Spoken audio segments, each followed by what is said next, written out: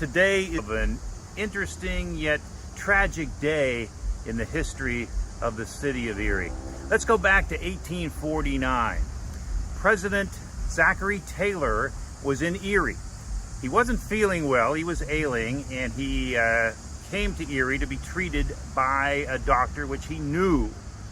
So a temporary White House was set up at this doctor's house at the site of 8th and Peach Streets. That's where the doctor's house was. So interesting fact number one is that the President of the United States was in Erie.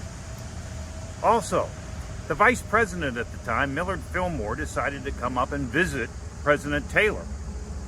So he came to town. So not only was the President, but the Vice President was in Erie in 1849.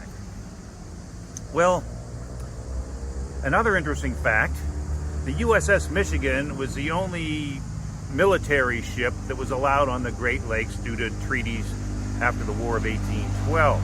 And that ship was based right here in Erie. So Vice President Fillmore was leaving town after his trip to see President Taylor. And the USS Michigan was going to have a send-off for the Vice President as the Vice President's boat was leaving Presque Bay. So it was a big ceremony planned, including a cannon salute. Well, of course, the third interesting fact of the story is that the USS Michigan was based, the home port was right here in Erie. But getting back to the ceremony, cannon salute was planned to send off the Vice President. 10 shots at least were planned to be fired. They got to about the 10th shot, and they had to do something with cleaning out the cannon, like plunging it out, so there will be no sparks.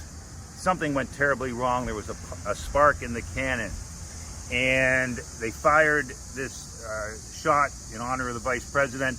The cannon backfires. 2 bosun's mates on board the USS Michigan were killed. And that brings me to the Erie Cemetery. There is a monument here marking this day, August 27th, 1849, in honoring those 2 bosun's mates that were killed aboard the USS Michigan during the ceremony, John Robertson and Peter Gilbert.